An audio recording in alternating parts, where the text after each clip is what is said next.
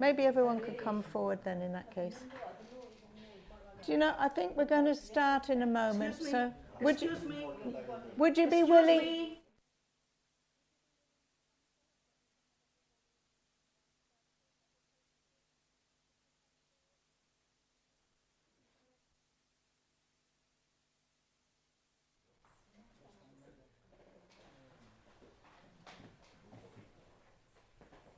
Thanks very much. It's okay, I'm not going to make you, no. So, well, we're just going to start on time so that we have the chance to get through the material. And good morning. Nice to see you. Is anybody else?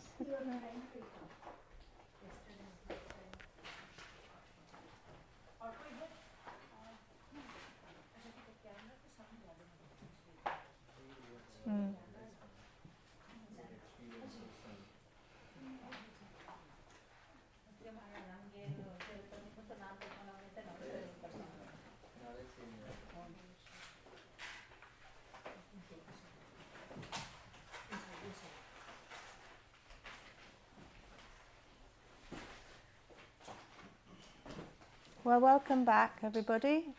You look quite fresh. I don't know if any... Okay. Did anybody try anything more yesterday after all those exercises? No, I really got into at least 2 to 3 times, madam. Did you? Yeah. Oh, brilliant. Whatever practices you suggested yesterday afternoon. Yeah. It's really good, madam. Really good, yeah. I'm really feeling great, actually. Well, you look it. Yeah. You look shiny. Yeah. Just wait to get through today. Yeah. So I know it's quite puzzling. I can see when somebody like me comes from UK here and talks about meditation in this kind of way, and I realise that there are hundreds and thousands of deep traditions and deep practices with a variety of requirements to follow in order to achieve spiritual levels of consciousness. And what's happened is that as I mentioned, that people from the West, the people who are behind this kind of research are also very sincere practitioners. They are also people who are practicing at a very deep level. But they are discriminating between a deep level approach to a practice, which is what you're more familiar with, than what they call a wide level.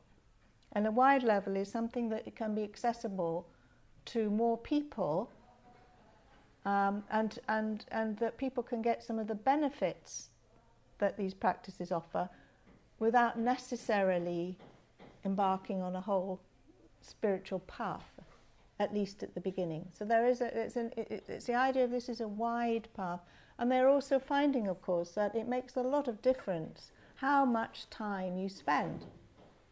And one of the distinctions they make is between a state which is temporary, it's like a feel-good factor. You've done your 10 minutes and you feel like yesterday more relaxed, more okay, but then it might wear off. Whereas all these spiritual traditions are aiming to help people have permanent changes in their behaviour and attitudes, which take a lot more time, permanent traits. So they have been thinking about that. So just to say that, so all we're looking at here is the way that science has tried to understand meditation, because people have come back from their journeys and their experiences and said, this does work, this is making a big difference to me. And so people have said, well, how? How can meditation make a difference? How do we understand it?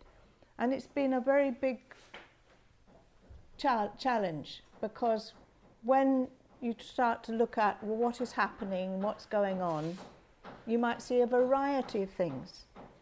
You might see an enormous variety of things going on. And so they've taken the only measures they have, which are tools, technologies for looking at what's going on in the brain. They can measure physiological things.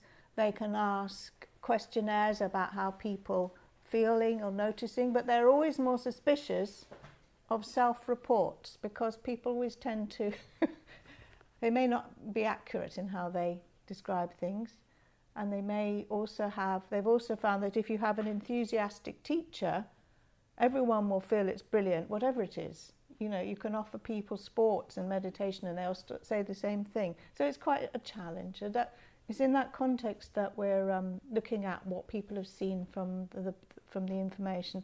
And today we're going to go on from the practice we did yesterday. I'm glad we had a chance to try it first, because that's giving you a sense of it. And then you can bring that to what we're going to consider today.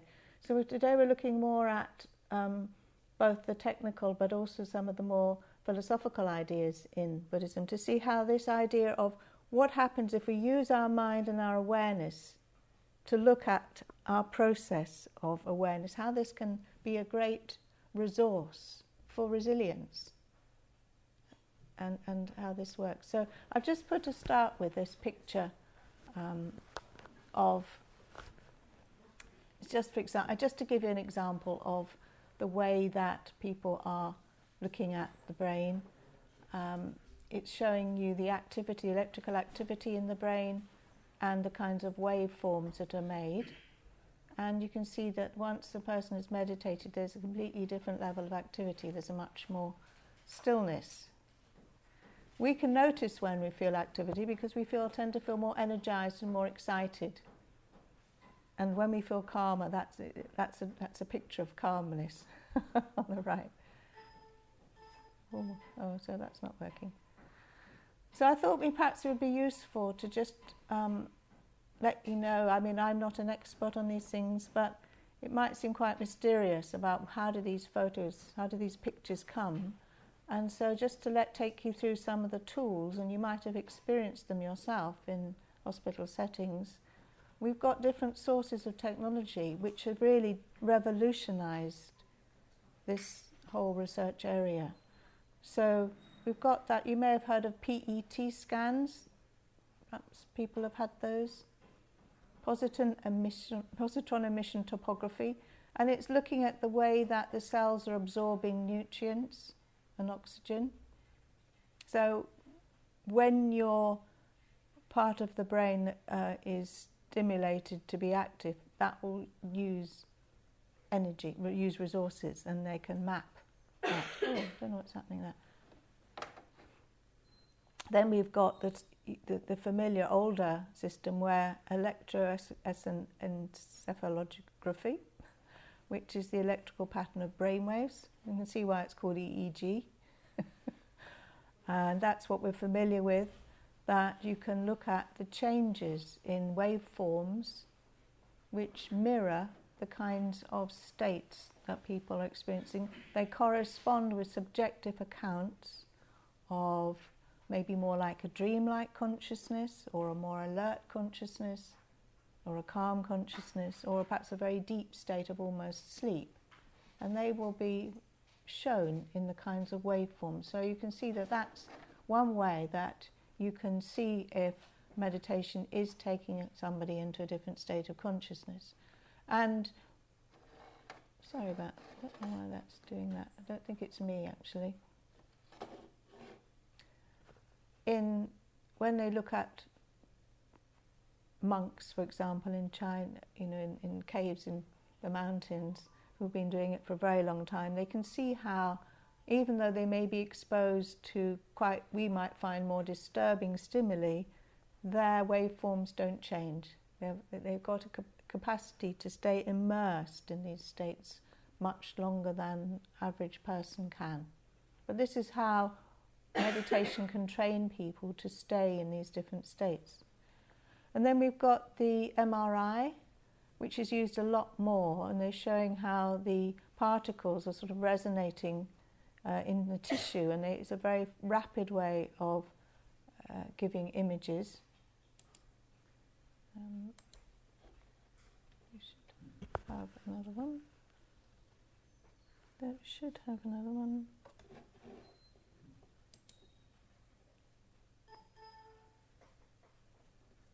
Then we've got the last two CAT scans, which convert that information into a 3D picture.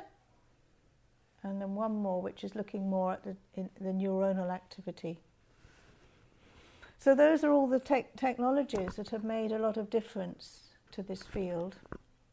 And I'm just going to say, I'm going to talk a little bit more about the brain in a very simple way, because I'm not a neuroscientist, but just to help us. And we've got a cognitive psychologist amongst us, so you can come in if you want to say anything further. We have to think of the brain as being, it's a bit like a computer. It's mapping what's going on. It's using all the different networks, neural networks, to monitor the changes between us and our environment. So what we might understand as a kind of background feeling, if you just take a moment to notice, there's a kind of background feeling perhaps that you can feel, which is like a synthesis of energy, body sensation, some of the things we were looking more closely at yesterday, and maybe it might give rise even to a thought. So as you sit there, you've probably got the sort of dim awareness of your coming here and your arriving and the feeling of meeting people, and all that's a kind of background. So the brain's giving you a little bit of a picture of that in a felt way. And if you spent longer, you might then start, if I said, how are you? You would be accessing that kind of background feeling to put it into words and language, to tell me about it. I'm going to, before we get to that, we can think of it as a bit like an information processor. There are so many different sources of information coming into the brain from the body. Even things like the muscular skin, if you like, it's not exactly skin, but the tissue around the blood vessels, that expands and contracts and is quite involved with our emotions. All the responses in our gut, all our nervous system spreading right throughout our whole system is all the time adjusting. And the kinds of images that you would get from these technologies would change. For example, I was interested when I was looking at this from a psychotherapy point of view, that if I were looking at you with my head straight, there would be a certain kind of map being shown. But if I even listened to you with my head on one side, it would be different. It's an extraordinary, subtle, all the time mapping of feeling, response, thought, feeling of being with the other person, and so on. So it's very, very, very finely tuned, and we are all extremely skilled at monitoring situations at a level just below consciousness. Very fast, we rapidly process people's expressions, people's tone of voice. We've got the vibe very fast. We're very energetically connected in waveforms. So this brings us then to the question of, so what's this got to do with meditation? And what this man is going to tell us about is how the role of attention has been understood far more significantly than they realized before. And when they looked at what is characterizing all these different kinds of meditation, we could say that even though there are very, very many different techniques and instructions and practices, one characteristic is that we are learning to focus our attention in some way or another. Yesterday we were being asked to focus our attention on just background sensations, feelings, and our breath, and just to be observant of that in a certain kind of a way. It wasn't in a kind of judgmental way, it was in a very accepting, interested sort of a way. Some of you may have experienced meditations where you really focus your awareness on one thing, like a flame or a mantra or a thought, which would be a different kind of way of focusing attention. So there seems to be something about what happens when we focus attention. Good morning. And so I'm going to just put this Let's hope this all works.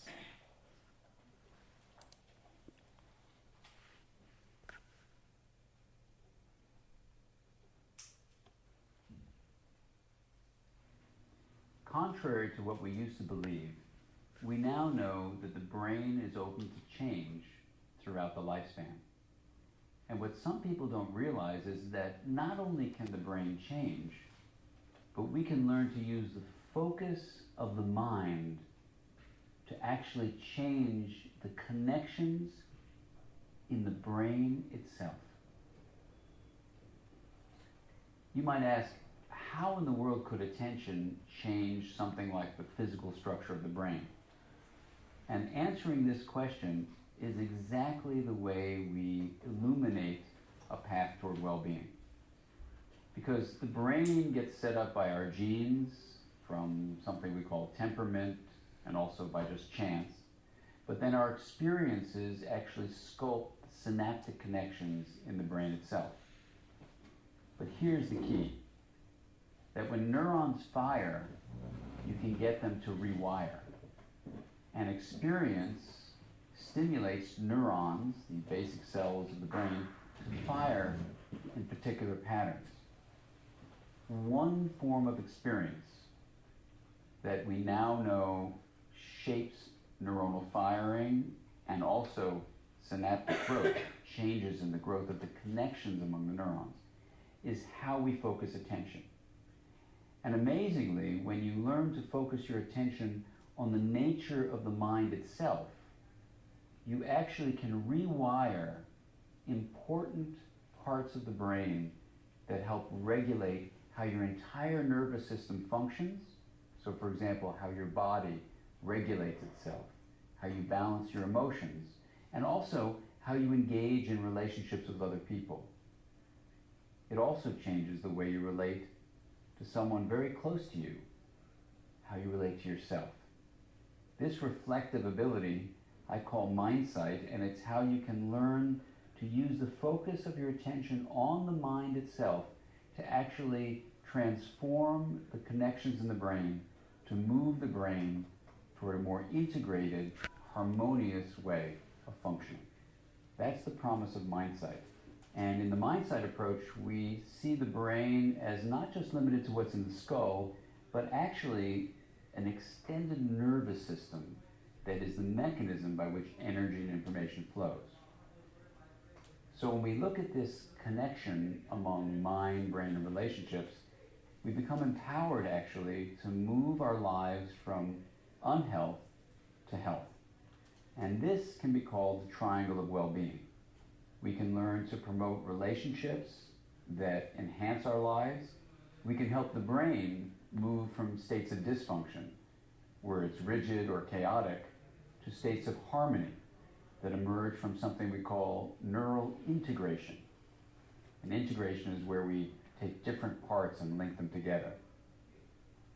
And then the mind itself, how we regulate energy and information flow, can be something that we learn to master and become in many ways the captain of our own ship, where we actually, instead of just writing things and being passive as a participant to just see where the mind takes us, we actually can become empowered to move our minds in a way that is healthy, enriching, and creates a much more flexible way of living.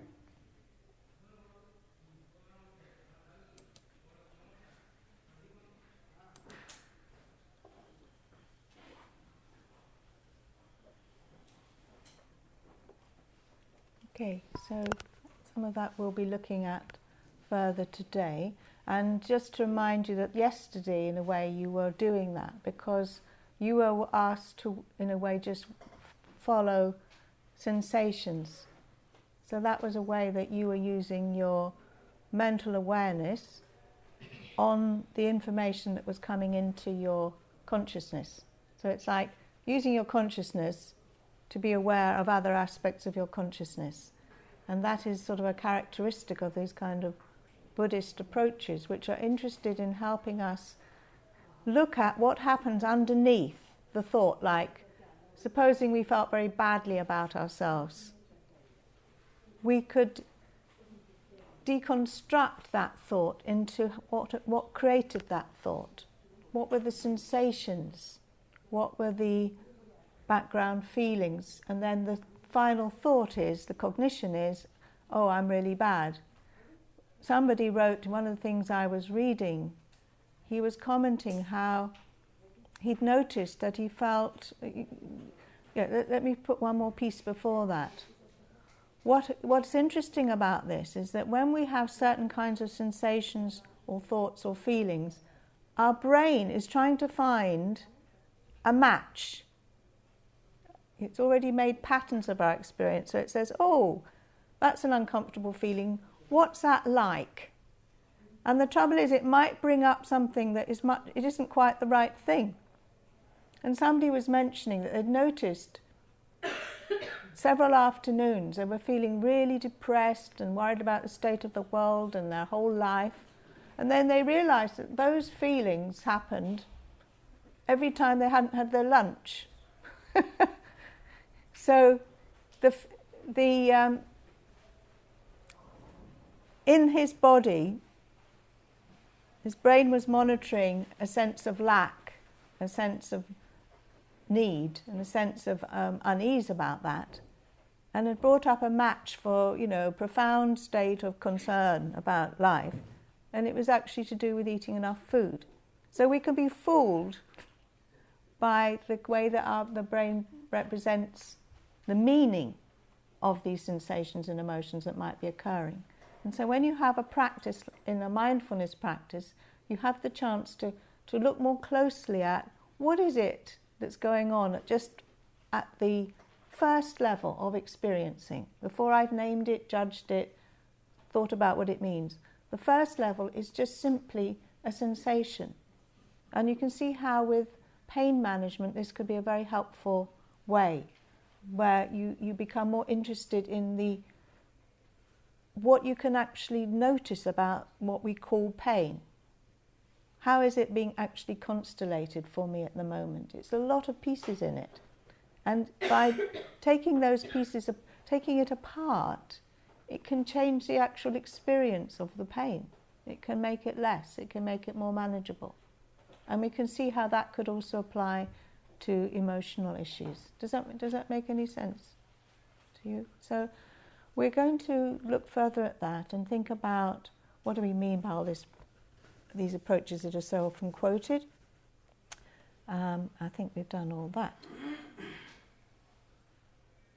So, first of all, we need to clarify that the term mindfulness covers a very wide spectrum. As I mentioned, in general understanding now in popular culture, it's talked about a lot. You'll see a lot about it in journalism, in health systems, in organisations. They'll all just say mindfulness. But in fact it covers a lot of different things, and they've got different research implications as well. So obviously the basis of this popularised mindfulness approach comes from the profound teachings of Buddha and the scriptures and the Abhidamma, and the wide collection of both philosophical and psychological treatises, because there's a lot of very helpful psychological descriptions in Buddhist literature that people have looked at quite closely and tried to see how they could correspond with Western psychology. And the term itself actually means those different things: awareness, bare attention, retention, discernment. It's quite a subtle way of thinking about what we mean when we have a certain way of catching perception, what's going on. And the basis of the philosophy and the practice that Lord Buddha imparted is that we are subject to suffering as is part of the human condition, and that there are Four Noble Truths that help us to overcome suffering. So we have the Four Noble Truths, which I'm just going to summarise extremely briefly. first of all, that suffering exists. That's part of our human condition. But the origin of the suffering can be uncovered, can be known. And in that way suffering can end. And the end of suffering leads us into the Eightfold Path. And there are 8 axioms for life, which you are probably familiar with. And these cover right understanding, right thought, right speech, right action, right livelihood, right effort, right mindfulness, and right concentration. And all of those aspects are practices and approaches and understandings that help us to alleviate the suffering that we might create ourselves with our own approach to consciousness. That we have a tendency to shape our experience into certain forms, but if we look more closely at that shaping process, we might find that we are not necessarily bound to that shaping, that we can shape the meaning of experience in a totally different way. And this is the key to thinking about how this can be of help to people, how it can help them cope. So in terms of what is right mindfulness or concentration, this is where it gets more clear. We can say that it is an understanding of what is occurring before or beyond conceptual and emotional classification about what is or has taken place. Does that make any sense to you? Not seeing. So basically saying, if we, as we were yesterday, we were exploring what it is like to be just present with the sensations in our legs. So there wasn't any idea that we were saying we had awful legs or that we can't do the exercise and therefore we must be failures, or that we can't understand things and we must be stupid. None of that.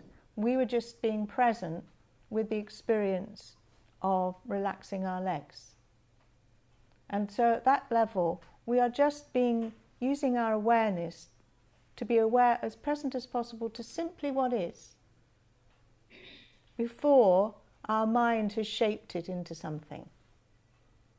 And that is a tendency with our, as we could say, neurotic patterns, is to shape it into an old pattern that doesn't help us. It's a way we might say something to ourselves about that. So what we're being enabled to do with this kind of exercise is, over time, when you get used to practicing this, you can stop yourself going into a panic. For example, we were talking yesterday about how so many people are struggling with anxiety or depression, and this mindful approach could enable a person to say, okay, I'm going to try and not have those thoughts. I'm going to just stop, put awareness onto my breathing for a few moments. I'm just going to be aware of my breathing. All my focus is going to be on that. I'm just going to be aware of what I'm aware of at the moment. I'm noticing, and I can watch my thought, like a train coming into a station. I can watch it coming along, but I don't have to be identified with that thought. I can be an observer, observing the thought, not saying it's good, bad, or ugly, but it's coming and it's going, and I'm still here. That can be extraordinarily helpful to people who get caught in obsessive thoughts, for example, that they can put themselves in a relation and can say, it's a thought. Doesn't mean it's real. It's a thought. It's something my mind is creating. I'm not caught in it. So this whole exercise takes us a step out of ourselves to observe the process of our mental activity and say, I can be friendly to it, I can be open to it, but I don't have to identify and jump into it and get lost in it. So this links with the basic idea in Buddhist philosophy that we create our suffering because we're either grasping at things or we're trying to avoid them. And this is the way that we create a lot of suffering, because we want things that we can't have, or we're always feeling that we're lacking something, or otherwise we're trying to avoid lots of situations. For example, if I had experience of, if I felt shy or found social situations difficult, I might try to avoid them and stay away from them. But this practice could help us change that, because it could help us be much more present with we could take a step back and say, well, what's going on when I feel like this? What are the sensations? What are the emotions? What are the thoughts? Oh, so it's like that, and I can just be friendly. I don't have to do anything with it. And as we'll be seeing tomorrow, I think this is the most magic thing. If we can really cultivate a very loving attitude towards this, our brain can help integrate the vulnerabilities into a part of the whole. And that's an enormous shift. It's really extraordinary. So it can help us. This is how we can help. Through our attention, we can help sculpt our brain and change the way that the interactions between the different parts of the brain work. Obviously, it's not instant. It's a process, but it helps people feel less taken over by the rush of thinking and feeling. I don't know if anyone has any comments about that, or has anyone noticed that tendency in themselves to, yeah?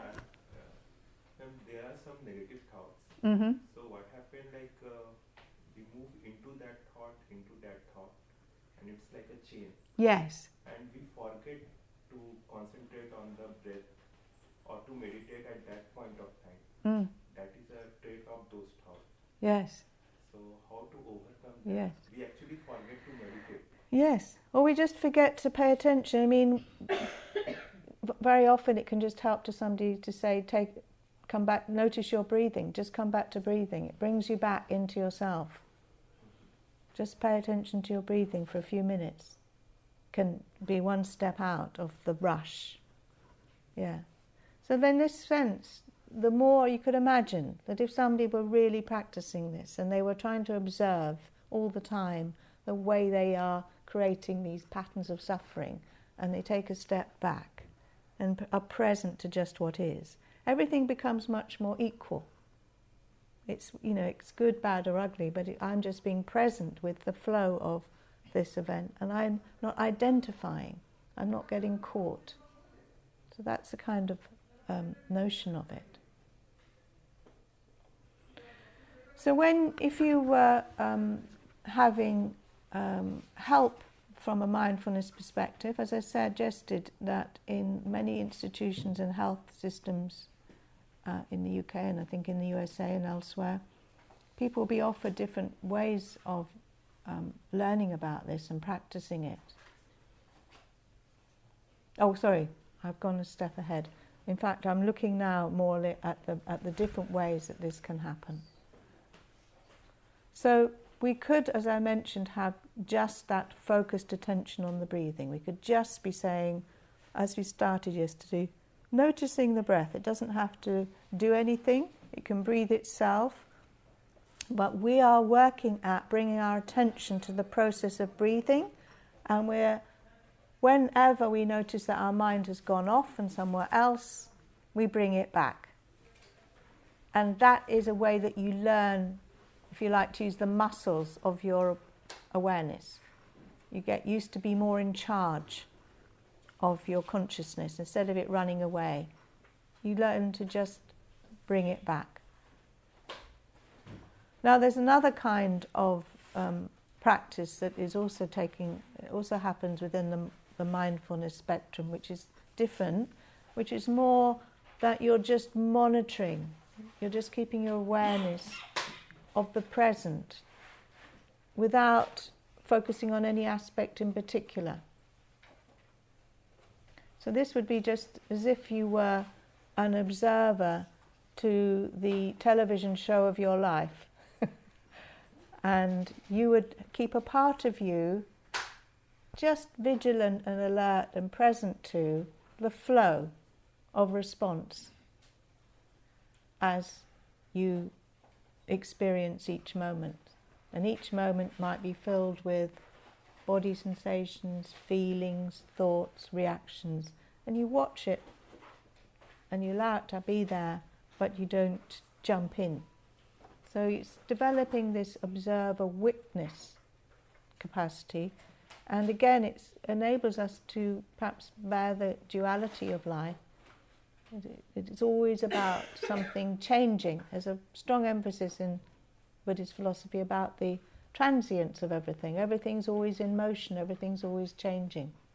And when we support that kind of understanding with our consciousness, we're causing less pressure for ourselves. Things don't have to be a certain way. We can just be in tune with the flow. It also can really expand people's capacity to perceive that I don't know if anybody's done one of these kinds of retreats. I haven't, but I've talked to quite a lot of people who've done Vipassana meditation retreats. Have you done that? How did you? Can you tell us about that? What that involves? Vipassana. Yeah. Okay, so this is like a 10 days program by Sri Goenkaji. Mm-hmm. And Vipassana is a technique which Lord Buddha has discovered. It's a very old technique of India. And in that technique, you have to see the sensation in your body. Okay. And it's like it starts with Anapana meditation. So you have to concentrate on your breathing. And after that, after 3 days, then the whole sensation from top to head. From the whole body. Yeah, whole body. Yeah. And you have to, after actually that practice is very difficult. Yeah. Yeah. And after practicing that, you will be aware of, if the blood is flowing also, you will be aware. Be aware. Of that. Yes. Fantastic. Yeah. So you can really monitor everything with your consciousness in your body, and I've heard people say it's very, very hard. Yeah, it's quite tough. Yeah. But it's a way, obviously, of expanding. Just shows how little we do use our consciousness. We're often so unaware of our body, and that's at the other extreme, isn't it? So those are two. So one is attending to breathing. One is perhaps more attending to bodily awareness and experiencing. And then we've got these more focused interventions, which have been made into kinds of programs. They're very particular programs with combinations of things, which have been tested out on an enormous variety of groups with different issues, whether you could say, stress, anxiety, etc. And so this is one of the ways that people have said, right, well, we've used the same program with a lot of different populations, therefore we can compare results, and it gives us a lot more basis for measures. So one of them is called mindfulness-based stress reduction, which is a combination of things, but it uses, part of it does use the body scan that we did yesterday. Then we've also got mindfulness-based cognitive therapy, because cognitive therapists have seen this very interesting correspondence with where they've arrived at in their understanding of how the brain constructs and how it cognizes, and the Buddhist model, that they're very similar. And so they've been able to combine them and to help people be more aware of how they can be more conscious of how they create certain thoughts and feelings that are sometimes quite negative and make people feel worse. And that they've got a choice. Once they're more aware, they can learn to think in a different way. But it takes awareness, so that's where the mindfulness. And then we've also got these therapies that have come called acceptance and commitment therapy, which are really about a lot more of a compassionate approach to ourselves. Now, just to say one more piece in terms of other people influencing mindfulness in research. It's some very interesting work by Ellen Langer she was very interested in what happens to our brain if we adopt a mindfulness attitude. And this has a lot of applications if you're a teacher. I was quite interested in this from the point of view of the implications for education. And as I mentioned yesterday, that if you present something, if I were to present this in a more questioning way and say, well, perhaps it's like this, it might be like that, your brain would be a lot more stimulated to think further about it, to fire more neurons, to get more thinking, more reflecting, than if we put it dogmatically as it is. Because if we say it is, then the brain just says, okay, I've just got to use my existing maps to understand this. But if I say, there's some way it might be like this, then you can see that you're thinking, what about this and what about that? Is that relevant? Does that make sense? Does that connect? And that gets you much more likely to make some new understanding for yourself and integrate things in a new way. So one of the key aspects, and we'll come to this a lot more tomorrow, about helping us change with attention, is the aspect of being curious and open. Now, if you were having a very unpleasant feeling and you just thought, ooh, it would probably just nothing would happen. But if you were able to take a step back and say, this is interesting, wonder what's really happening here. I'd like to know more about this. You would find something completely changed. You'd be changing the whole configuration of that experience. The brain would make a new map. You might be able to integrate something in a completely new way. So it's one of the tools. I mean, it's certainly a tool in working, say, in psychotherapy, is to be open and curious when you're listening to somebody. It sort of opens things up. It helps things become less emotionally charged. It shows that we can perhaps find something new here that wasn't known before, that will be helpful. And we can do it for ourselves very much.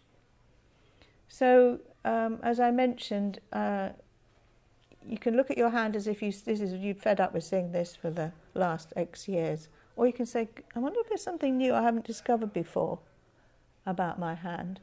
And try that and see if you notice something more energy coming as you do that. You feel more excited, you feel more interested.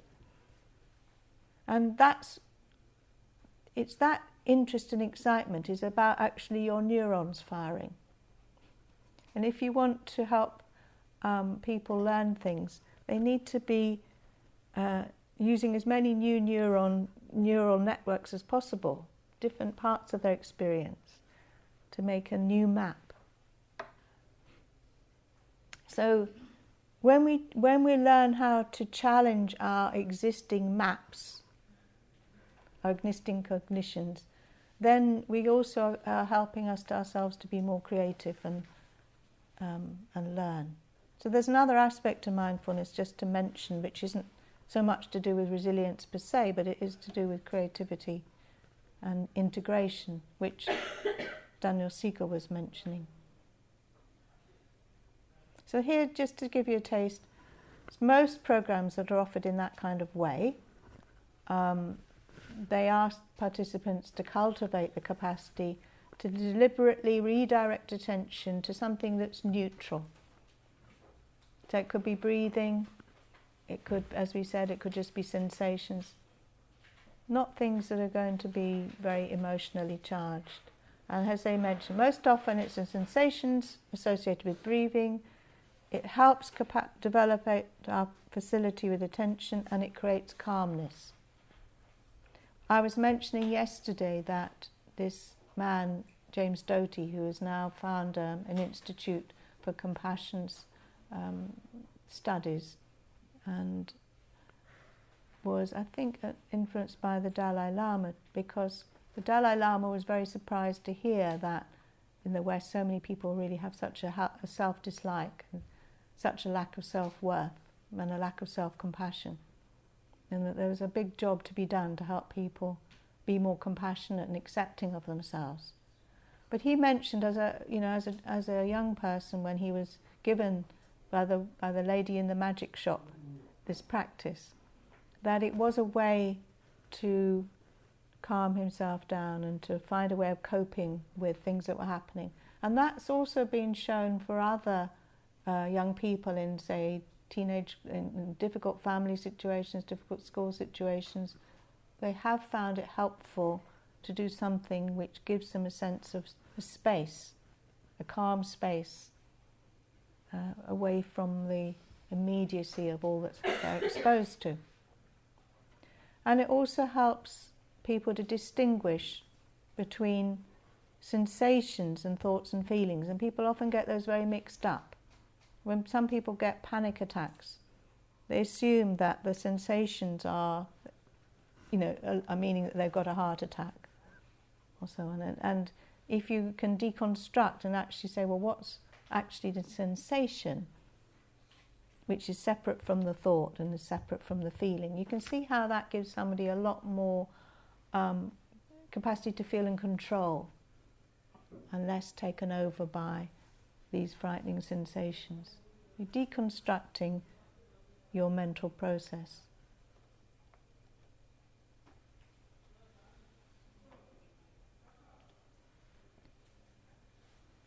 And that's a surprising phrase, isn't it? What's the benefit of focus on sensations? It could be a source of joy.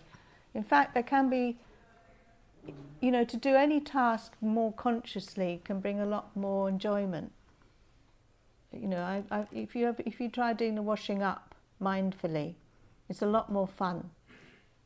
It's like children do it, because you get more absorbed just in like enjoying the bubbles and the water.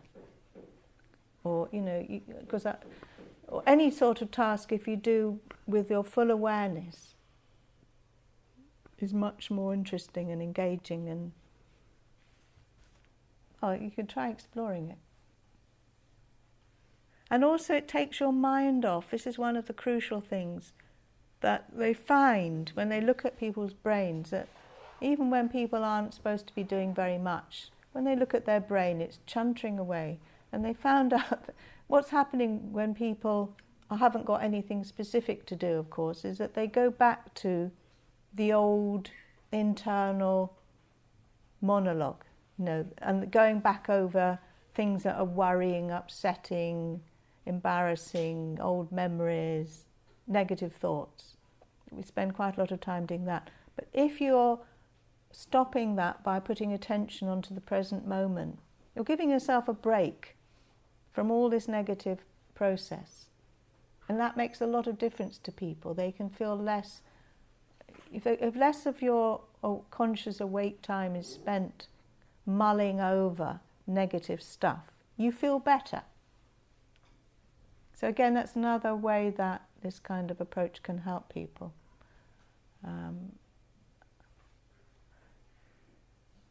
So another way of summarizing this is to say that when we focus just on sensations in this kind of way, that we are delaying our attention being taken over by thoughts based on these old circles we go in. And these are the circles, the kind of things that categorize, that judge, compare with others. Like a lot of young women will be constantly thinking, I don't look right, I don't look, I've got the wrong body shape, they're better than me, they've got a nicer dress than me, all that kind of thing. Or that person's got, promotion, I haven't. We do quite a lot of this endless comparison that makes us feel awful. However, we could take our mind off all of that by just saying, I'm going to be focused on the present moment and what I'm aware of.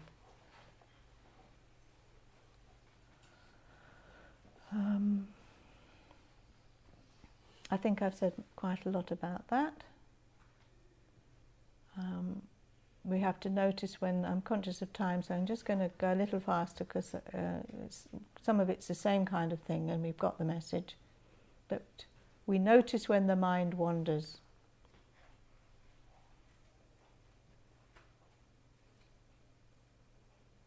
The program that is offered under MBSR is a mixture of body scan, breath watching, and mindful walking, eating, and general awareness, including relationships. So, as I mentioned to start with, we need to kind of be clear that these approaches under the heading of mindfulness are mainly covering what is called a wide approach. They're very superficial compared with the real, proper Buddhist practice, but they are, because the research has shown that these things can be helpful to people, they are being offered in this more simplistic way. They do help people make research designs which can be used on a lot of different participants and subjects. The length of practice has been found to be extremely significant, that you're really talking about the difference with somebody doing a 6-week, 2-hour program once a week, and somebody who's gone and meditated several hours a day for several years. And the main difference between those two groups is that the longer meditators have built these changes much more into their whole life. They've been permanently changed by them. But the one exception to that is that you can make more difference to people with loving kindness in a much shorter way than with the mindfulness. So as we've been stressing all the time, that in this context we're not so much talking about the religious or spiritual dimensions at all. And that can be a real problem, and it may be very, very important. And this is one of the aspects that's hard to include in research, is how much the person's relation with the divine, relation with their spiritual community, the precepts, the values, are all part of a state of well-being, and can't be chopped off from a practice. That's a good question. Can we separate them? That's a question people ask. But also it's very hard to know how to evaluate those things or compare them. So they're left out, and it shows how incomplete this approach is. So, having said all that, these are the areas in which doing these kinds of things, the MBSR or the mindfulness or all these things, have been shown to have benefits on all these conditions. Now, some of them are shown to have benefit sort of in equal degree with other medical interventions, and some of them have been more, and we're going to look at that a bit more. But certainly people find it helpful in managing anxiety. I think we can see that it could in depression, in managing stress, in managing pain, in being able to increase focus and concentration. You can see that might be very useful for young people in school situations. That has certainly been found, as have with other meditation practices too. And it can also help people's memory. One of the things they noticed is that for people like me, it seems that the way our brain works is that when we're involved in something, there's a certain point where we take a rest, our attention switches off like a blink, and then we come back, okay? And one of the problems of aging is that gap becomes much longer. And so this is where people can't remember what they were going into their bedroom for. So apparently they found with the mindfulness, when they train people to focus their attention more, that it does get better. So that it can also help in aging. Helps with emotional regulation and just well-being. It helps with mood and helps, you're more here and now, you're not so much lost in old stuff. You can see how you might feel better if you did that. So I don't know if we've got much. We'll come back to the brain tomorrow. Oh yes, I'm going to just say 2 more things perhaps. We'll talk about the brain more tomorrow, but I think I've already implied this, but the way they understand this is that it reduces activity in the me centre. There's a part of the brain which they can monitor, which they associate with what they call me, the sort of the sense of myself and my thoughts and who I am. That often is related to negativity, as I said. And they call it the default mode network. When you haven't got much else to do, your brain will go on, will activate in that area. And it's responsible for mind wandering. You know, it's like, have I remembered to do this, and am I doing that? And self-referential thoughts, typically associated with negative emotions, worrying about the past and the future. And this is how it can help. It shifts our attention. And what it strengthens is what's called the prefrontal cortex, which is the part that can notice. This is the part we're actually monitoring with and can notice when our mind has wandered. So it puts it more in charge. And so it helps it to monitor, I've lost the plot, I've gone somewhere, I can come back. And a lot of meditation practices are strengthening, if you like, that part of our brain and reducing this just drifting off into our old patterns of thought.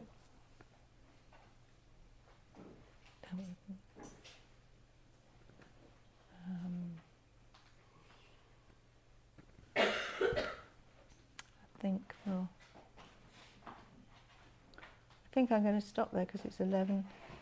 So just to come back to the fact that even though we have got some understanding in this context from a psychological neuroscientific point of view, we still have a lot of gap. We can't really account for meditation. It's much more than we can account for, as we realise.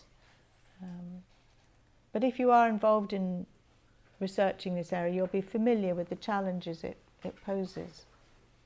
And it's hard to give people consistent practices. It's hard to evaluate the effects. It's hard to know how to match the subjective and the objective measures and so on. And the problems of expectations of people.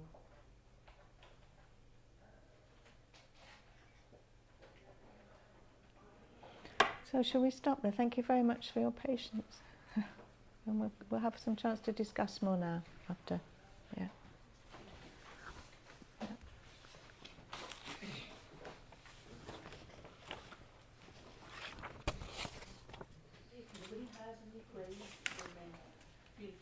Yeah, anytime, you don't have to wait till the end. Mm-hmm.